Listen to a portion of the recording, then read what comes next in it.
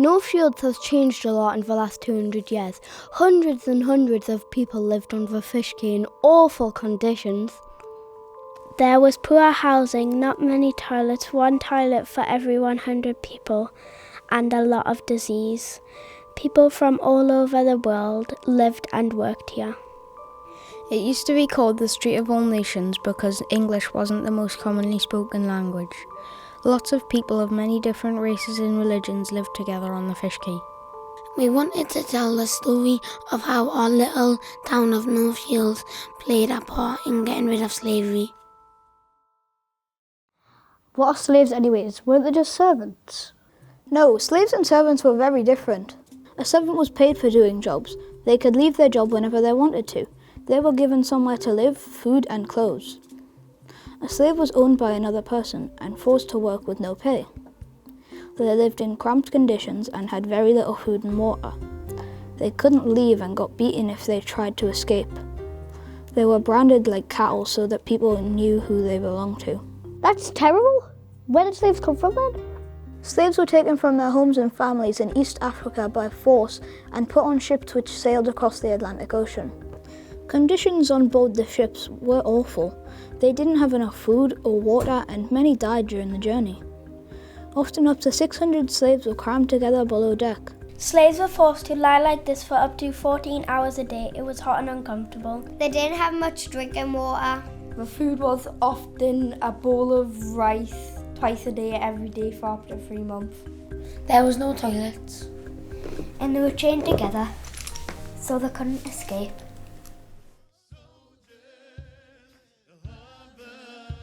Once the ships arrived at their destination, the slaves were sold in an auction to farmers and plantation owners to work in the fields.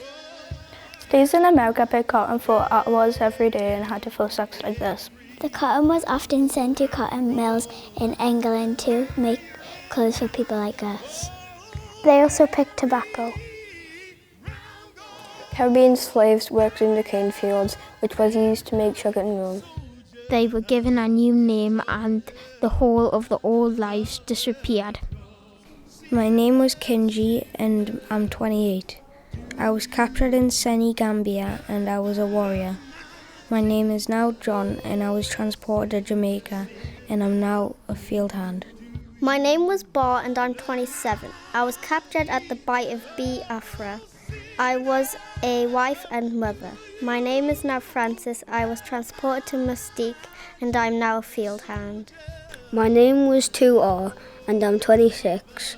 I was captured in West Africa. I was a farmer. My name is now Toby. I was transported to Ghana and I'm now a field hand. My name is Geba and I'm 30. I was captured at the Bay of Benin and I was a slave. My name is now Sally and I was transported to Jamaica and now I am a house girl.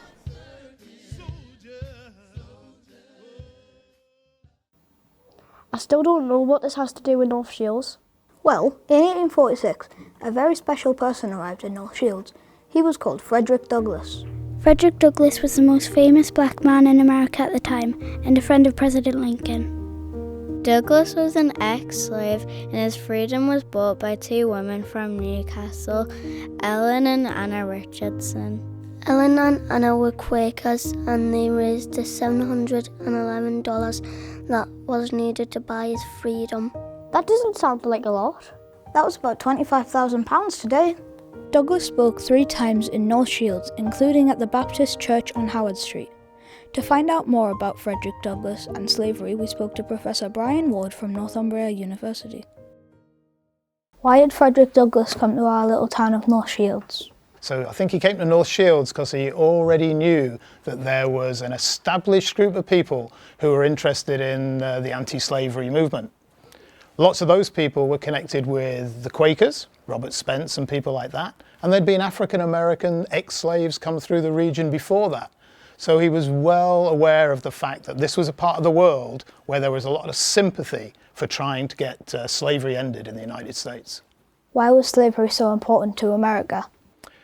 I think there are 3 main reasons. Profit, so money, politics, and power, Why were slaves made to change their names? Slaves changed their names, or were told to change their names, because it was a way of robbing them of their heritage, of claiming ownership by the slaveholders over those human beings. So you think about it, your name is something that links you to your past, it links you to where you're from, it links you to your families. And enslaved people were very vulnerable to being told, you have no past that we care about, you have no family that we care about, because we can sell you whenever we want. How important was Frederick Douglass in getting rid of slavery? I think Frederick Douglass was enormously important in ending slavery in the United States through his writings, through his speeches, through the work he did with abolitionist groups, not just in the United States, but across the world, which is why he came to North Shields. You got to remember that he was a genuine celebrity in his era. I don't think there's a single American in the 19th century who has been photographed more than Frederick Douglass. And when he put his prestige and his intellect and his powers of persuasion behind the cause of anti-slavery, a lot of people took real notice. Why are we still talking about slavery when it ended so long ago? Well, slavery in the United States ends with the Civil War in 1860 through 1865. So in the United States, where Frederick Douglass is from, slavery technically ends in 1865, but it doesn't end across the world. The reason we need to keep talking about slavery is because slavery still exists. And the reason that slavery still exists, there are many reasons, but two main reasons why slavery still exists are money. People still make profit out of slavery, just like they did in the 18th and 19th century and even before that. The other reason is that to end an evil like slavery that's global, you need a united front across the world of people who take this seriously and act to try to rid the world of slavery. Right, so Frederick Douglass was a really important person then? Yes, he was. He wrote books and even had his own newspaper. He brought the subject of slavery to lots and lots of people. But there was another slave who came and made her home right here in North Shields, and she lived here at the same time that Frederick Douglass spoke at the church. Miriam Macham escaped from slavery in Virginia, America. She got away by hiding in a forest infested with snakes before finally finding a ship heading to England. She arrived in North Shields on Christmas Day, 1831. Mary Ann was eventually taken in and worked for the Spence family in North Shields.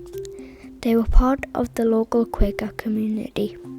To understand more about the Quakers, we invited Paul and Douglas from the Newcastle Quaker community to the Baptist Church on Howard Street, the same place Frederick Douglass spoke all those years ago, to tell us more. Why was ending slavery such an important thing for Quakers? Well, I think it's linked up with fairness and equality, and that Quakers believe that there's something of God in each one of us. So inside us, part of us, and that makes human beings special. And to treat them as slaves is perhaps one of the worst things you could do. Why are we still learning about slavery when it finished so long ago? Well, slavery unfortunately still carries on in a different forms these days. I mean, children are made to work in factories in different parts of the world for no money.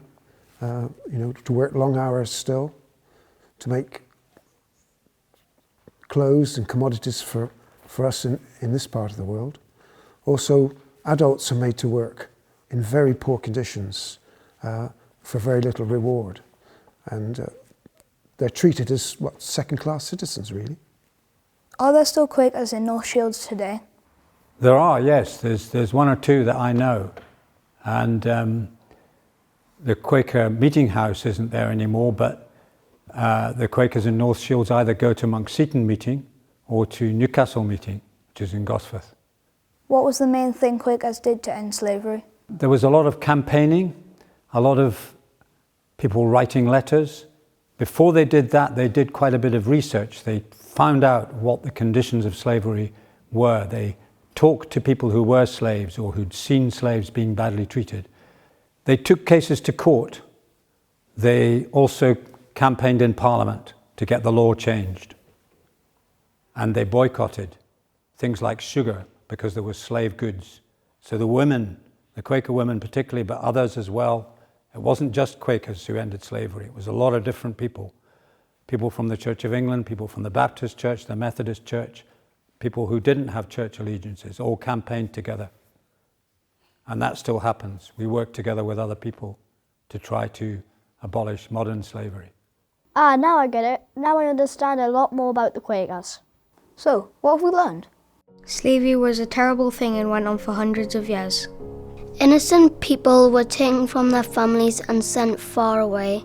Their identities were stolen from them. They were forced to do hard work for no pay. Slavery was cruel, unfair, and evil. It destroyed millions of lives. There are many good people who fought against slavery. Frederick Douglass had his freedom bought by local Quakers. North Shields Quakers took in Mary Ann. Yeah, so what happened to Mary Ann? Well remembered. Mary Ann married a man from North Shields called James Blythe.